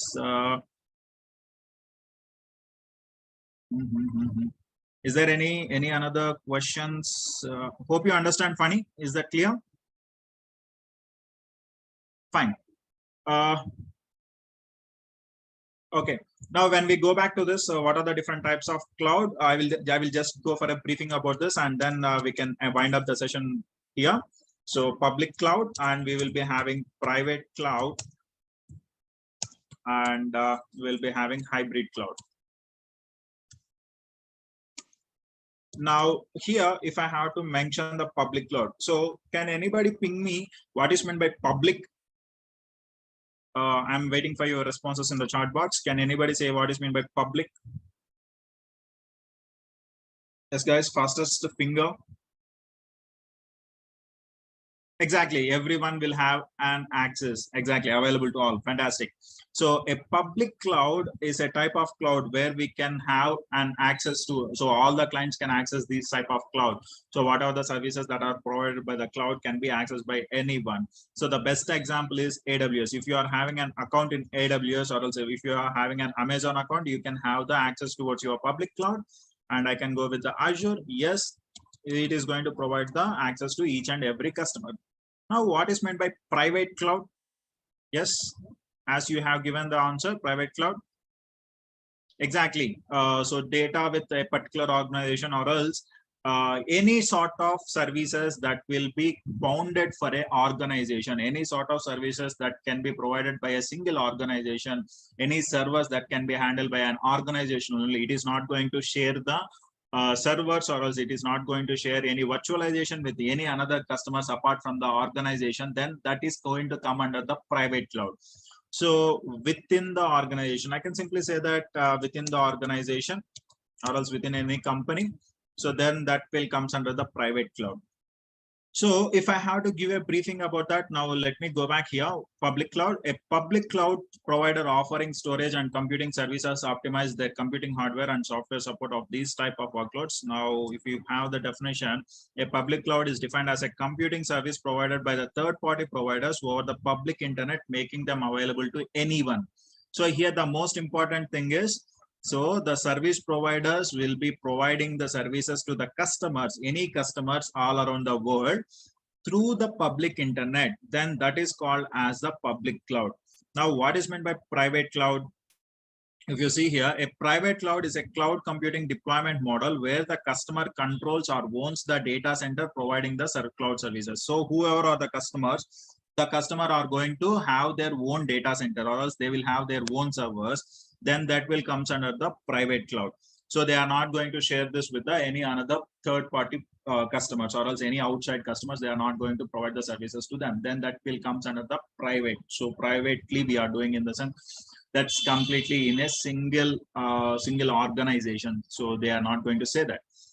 Now the next one is hybrid cloud. The best example of the hybrid cloud is connecting or else combining the public services and private services will comes under a public hybrid cloud. So what is this connecting thing? Now, if you think here, for example, let me show you like this. If there is this is my organization. Okay, so inside an organization, I am having a very big server or else a production server is there. And in this production servers, whoever are the clients, they are accessing this production server and they are accessing the website, and whatever the data that they want to store, they can store this data. Now, what I think is that saving the data in only one server is not very good for me. So what I have done, I have migrated the data, or else I have copied my entire data into a public cloud. So there is I have taken a cloud access like AWS access or else Azure access, and inside the console, I have created a server. So I have purchased or else I have taken a rent of a server. And now what I'm doing, I'm transferring my entire data from my on-premises server to my cloud servers. From on-premises server to the cloud server, I am transferring the data, or else I'm saving the data. Now the data is available in the on-premises server, which means in my physical server or else in my private location.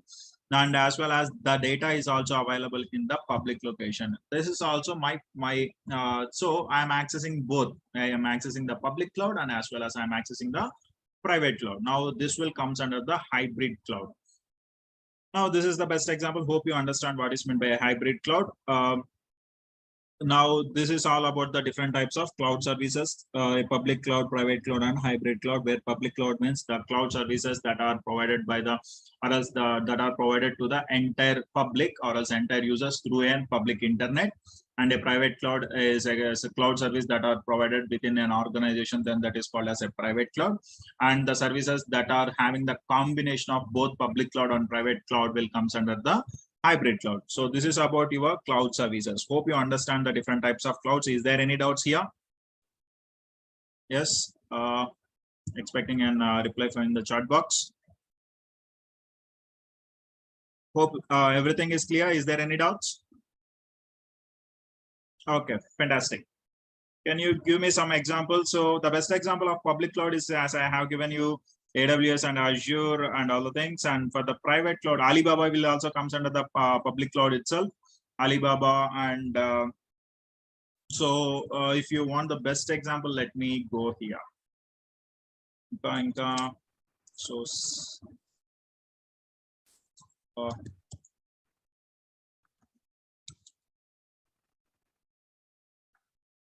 the remaining thing. Private cloud. So if you go here, so what are the different private cloud? The company that provides the IBM systems, IBM storage, this will comes under the private cloud, and NetApp, and these are all comes under the. So the best example is simply, if I have to say you the private cloud gurinchi, if I have to say that, what is VPC, how it is different from the private cloud, that we will discuss in the VPC concept. Don't worry, I will make you a clearance of that. Don't worry about that. But as we are discussing about the private cloud, yes, private cloud here, if you see here, now you are having an organization. For example, there is a proprietor now who has asked this question. Can you, Pradeep? Yeah, Pradeep, suppose if you have installed your company and this is your organization. Inside this organization, you have installed a server room, and inside this server room, you are having multiple servers. So these are the servers that you are having inside your organization, and these servers are connected to the storage. Now this is how your servers will be looking like. Inside that, you are going to have a sandbox, that is storage area network, and all the servers are connected to the sandbox so that you can have access towards your storage. Now, if in this company, so suppose this company name as Pradeep Solutions. So this company, now there will be multiple servers, and each and every server, whatever the customer data, all the customer data will be stored inside this storage. Now, who are accessing this? Only the employees who are inside your organization. They are going to access these servers and they are going to modify the whatever the requirement. But the customers can access this. Only the accessibility will be there. Application accessibility will be there, but they cannot access the servers. So this is the best example of your private server where you are not going to share your servers with any another vendors or else any another customers. When you come back to the public cloud, these servers or else these server, whatever the virtualization and all the things, the storage, everything will be shared by the users. So that's the best example that I can give you. Is that clear? Anything you want to ask me about this? And VPC, Ravi, you have asked me about the VPC, virtual private cloud. A virtual private cloud, if I have to define virtual private cloud is an isolated service that is provided by the Amazon, which will be providing the security and isolation of from one VPC to the another VPC that is deployed in the public cloud. So here it will be a little bit confusing, but once we get back to the VPC, you will have a clarity about that. For example, just I want to give a briefing about this, and then we will wind up the session as the time is 7:50. So just give me a second. Now, what is VPC? A VPC is a service that is provided by your Amazon. That's, you know about that. Now, for example, Amazon is a public service, which means that there will be several companies which are taking or else which are having access towards this public cloud. Now, what you are going to do, you will be installing your servers in this AWS or else in the Amazon. So, for example, these are the servers that are provided, or else these are the servers that will be having access for the Ola company. Now, the Uber company, which is there, Uber. Now, this Uber company is also going to take servers inside your Amazon. Now, if you see here, in this, you are going to install the servers. So these are the Ola servers. For example, if as of time being, just think that these are the Ola servers. Now, in the same manner, Uber is also going to have their servers in the same vendor, with the same vendor, who is that Amazon, who with the same service provider. Now, if you see here, which type of service it is? It's a public service, which means that everyone can have their servers inside the Amazon. It's well and good. Now, my question is, if Ola and Uber both are the competitors and both are having access towards the public server. Now, if they are having the access towards the public server, if they are not isolated, which means that one server is not isolated with the another server, which means that what is meant by isolation, that should not have any part of communication with the another. So one server should not have the communication with the another server, which means that if these two are not isolated, then what will be happening? Now both the servers will have the communication and there might be a chance of security threat. So some of the data can be accessed by the Ola and some of the data can be accessed by the Uber. Now here comes the concept called as VPC. Here what happens? There will be a virtual private cloud where it is going to isolate these servers belongs to this particular organizations and these servers belong to this particular organization. So we do not combine these two servers and these two servers should not have the communication. So there comes the virtual private cloud, which means that you are going to deploy your servers in the public cloud, but still they will be acting like a private cloud. If you see here, these servers belongs to Ola only, which means that those services or those people will be accessing these servers. Whoever are the Ola employees, they can access these servers. And these servers can be accessed by only the Uber employees. So here you are going to have the isolation, which means that one company servers will not be communicating with the another company servers. So this is called as your virtual private cloud, which is deployed inside your public cloud. Is that clear? Is there any doubts? Ravi? So we will be having an in-depth analysis. We will be having a practical towards this VPC in the next upcoming classes. You don't need to worry about that. You can have a clear-cut understanding about that. But as of now, is that clear? Do you have any doubt regarding this? Yeah, it is clear. Regarding resources like it won't be sharing any resources, right? No resources will be shared between one VPC to the another VPC until the user requests. Okay. Until the user required. So if a user of one VPC requires the resources to be communicated with the another VPC, then that can be happen. So we are having VPC peering techniques, we are having VPC transit gateway techniques. With the help of these things, we can have the communication between one VPC to the another VPC. Is that clear? Yeah, clear. Okay. Hope you understand the session. If you have any doubts, you can ask me, or else as the time has been going on, it is going very fastly. So I have to end up the session over here. And further clarification, if you want anything clarification, you can reach out to the durgasoft.com, or else you can reach out to the numbers. What are the mobile numbers that has been provided in the Durgasoft website, and the complete course curriculum is available over there.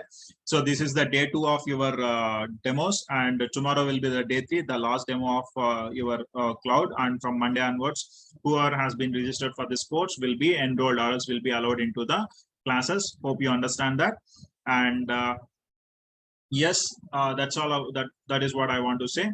And from Monday onwards, the URL or else the login credentials might change. Login URL might change.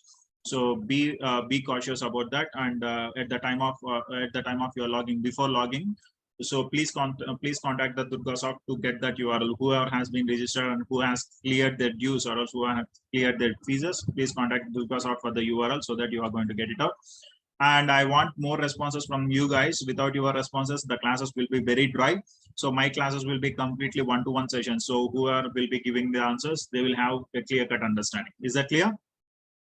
Yeah, Chaitanya, is it second class? It was told me that it is first one. It's this yesterday we have started it. So it's just a basics of what is meant by cloud. Can I have that recorded? Sure, you can have that. You can reach out to Durgasoft team, so they will provide you the recorded videos. You don't need to worry about that. I will inform them also one time. So you just reach out to them. They will provide the videos. Okay. Yeah. One more question. You said 45 days, right? This is. Yeah, it's 45 working days. Okay. Mean Saturday and Sunday holidays, or only Sunday? Saturday and Sunday will be off. 2 week offs will be there. Okay. Yeah. Thank you. Thank you. And the course curriculum will be available with the durgasoft.com. Everything is available over there. Please look into that. So that's all. I will have winding the session right here, and we will meet tomorrow, and we will have some exciting concepts in the next class. We are going to learn about networking concepts. So have a nice day, guys, and bye. Thank you. Yeah, thank you.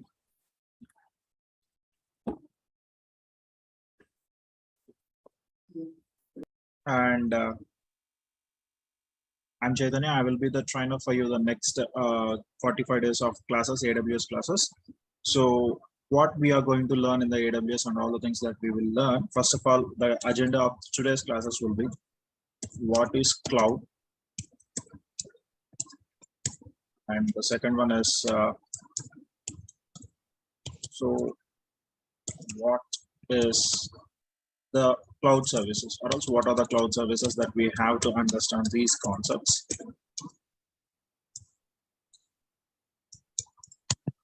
So as per today's agenda, we need to complete these 2 things before going further. So everybody will be nowadays, everyone are hearing the word called as cloud, AWS, Azure, GCP, all these things.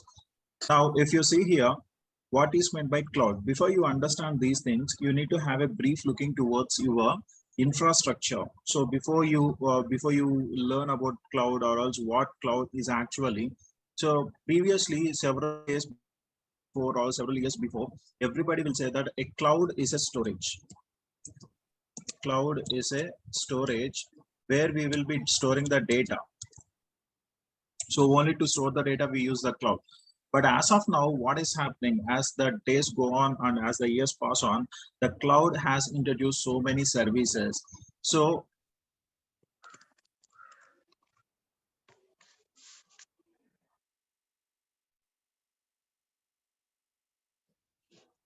we will discuss about that. Anyways, so a cloud storage, a cloud is basically all about the storage where This for developers or DevOps. Anyways, this is completely for infrastructure as a, like we are going to discuss the cloud regarding the infrastructure. This is all regarding the DevOps itself. So if you are learning, it is completely only about AWS. We are not discussing about the DevOps. Whatever the course that you are learning in the next 45 days, that will be completely about AWS only. It is not for the DevOps. So the DevOps classes are different. Okay. So you are a certified AWS developers, that's fine. So then these classes are not meant for this. So you are looking for this. Anyways, we will discuss about that.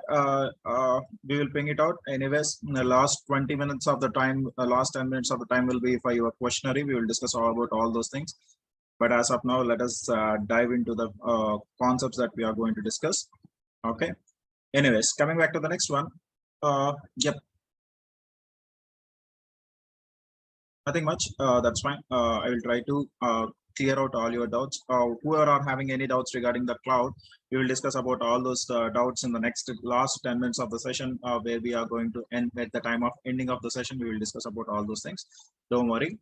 Now, when we go back to this, everybody are thinking that the cloud is a storage. In the previous days, everybody are thinking that the cloud is a storage. Simply, if I have to say, the best example, so many people will take as Google Drive or else OneDrive or else somewhere like Microsoft Drive. So anything will comes under the cloud storage. They will thinking about that I can store the data into the cloud. But later on, what happened? The cloud has introduced so many services, and before we go for the AWS, first of all, you need to understand why we require cloud. What is the necessity that each and every company nowadays? What is the necessity that each and every company are looking forward for cloud? So, every startup company or also every small range of companies are looking for cloud engineers, or also MMs is also nowadays looking for the cloud engineers. What is the necessity for that?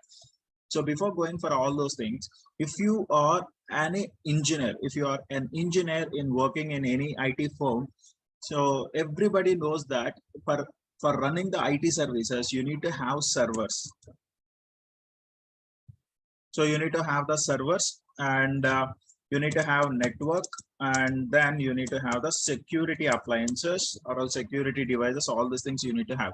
The collaboration of all these things, the collaboration of servers, network and security, all these things will comes under a particular locality or else particular what I can say, particular room of servers. Then that is called as a data center, where we are going to install all our servers. So servers, networking and security. So what is meant by a data center? So if you need to understand this before going for the cloud, we need to understand the data center architecture. What is meant by data center? So a data center is a place where a large amount of server racks are installed. Inside those server racks, we will have the physical servers. So what is meant by this data center? Now, as I already said you, and this data center will provide you about servers, and it inbuilt to the data center we will have the network, and this will provide you the security devices. All the security devices will be present inside the data center. Now, how a data center will be looking like physically, how a data center will be looking like. So if I go here,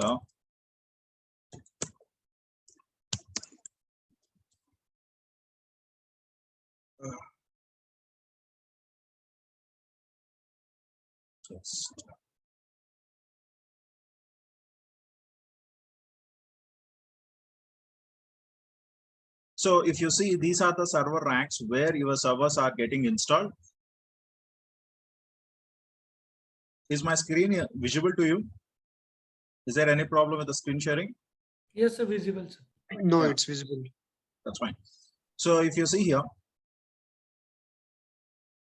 these are the server racks, or else these are the racks where inside your data center where all your servers are getting installed. And not only the servers, in these racks you can install the networking devices like routers, and as well as the security devices like firewalls. Everything will be installed inside these racks, and all the racks are present inside a data center. Now, if I have to show you, it's a very huge area. The data center is going to cover a very huge area. if you see in this picture, you can clearly visualize that how big the data center is all about.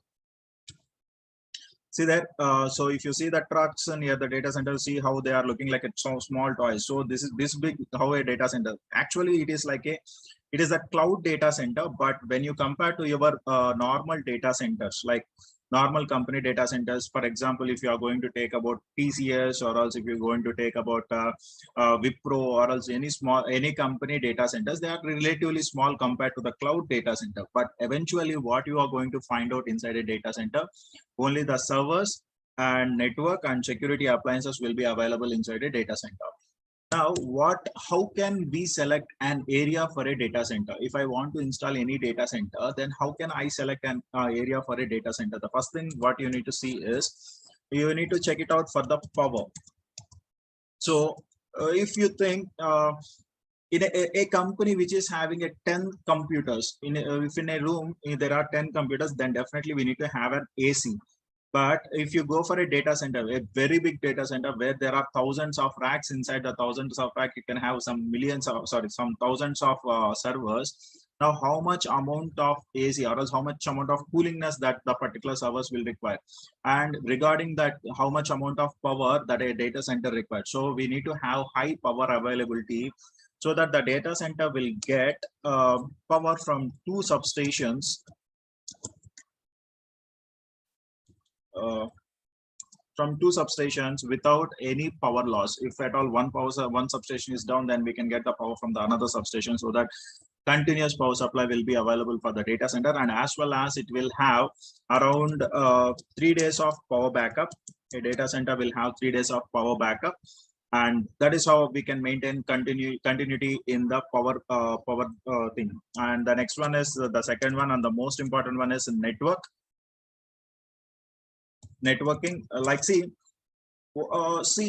Data centers are not residing near to or else next to your companies. So data centers will be available only at the far end of the city, so that we need to have the network connectivity from our company, that the server needs to connect to the data center, or else the client needs to connect to the data center where their servers are located.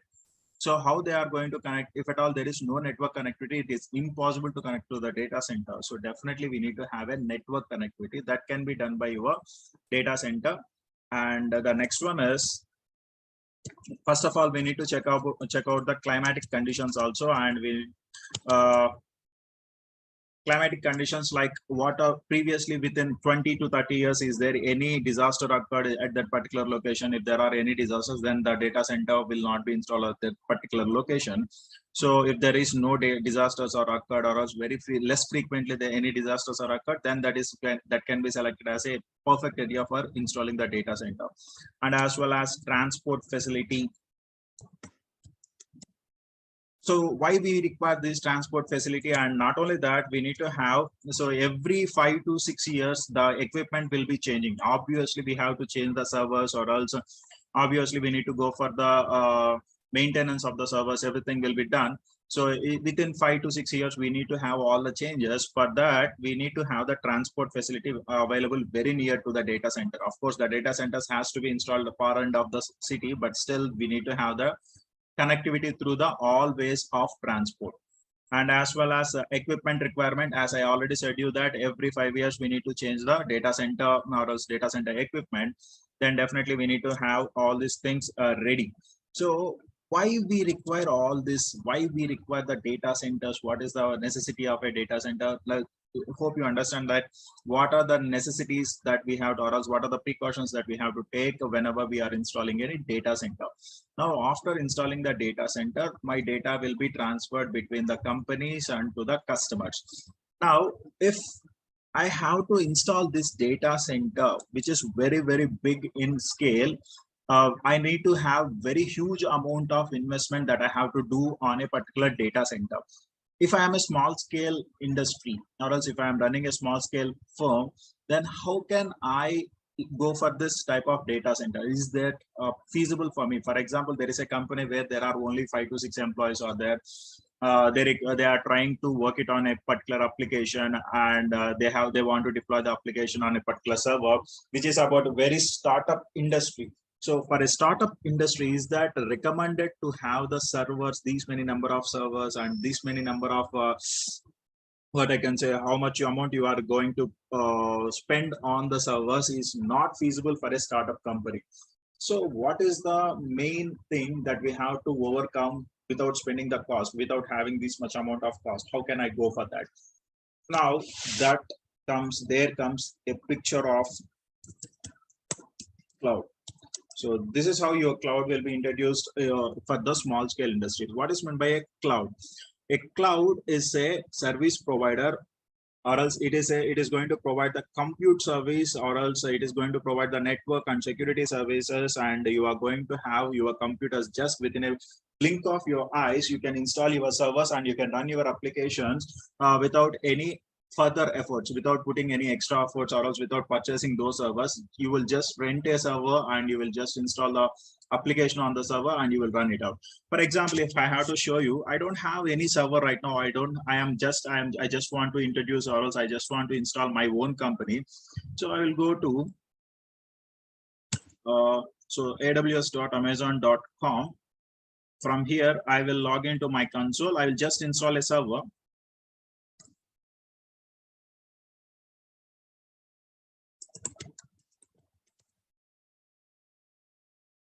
Give my password.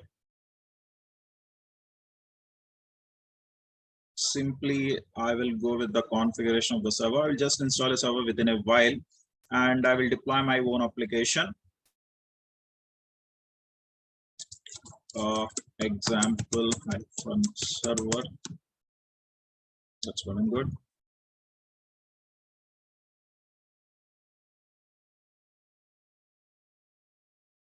Now I'll select this instance. And if you see here where I have connected, now I am in Hyderabad location, or else I'm in a remote location, but I am going to connect to the server which is created inside the North Virginia region. So between these, between Hyderabad and North Virginia region, definitely I need to have a connectivity so that I can access my server. Now let me take the server, let me take the remote of this server.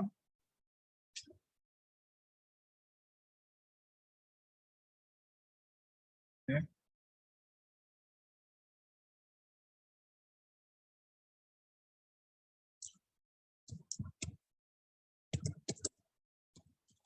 C2 user.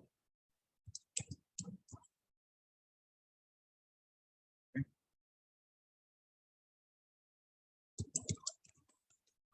You can come to know about all those things. Don't worry about that. But still, now you are able to access your server. Now, if I want a website, if I want to have a website right now, I don't have any website running on the server. But if I want instantly, if I want any website, let me do one thing.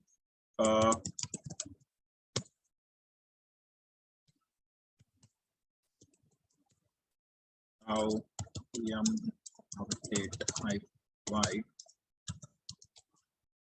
install Nginx. Now I am going to install my web services, and eventually I am going to get my website as soon as the Nginx has been installed on my server. Obviously, I am going to get my services up and I can run my desired website. So what is it is saying? Not available. Okay, that's fine. Is on Linux extras install Nginx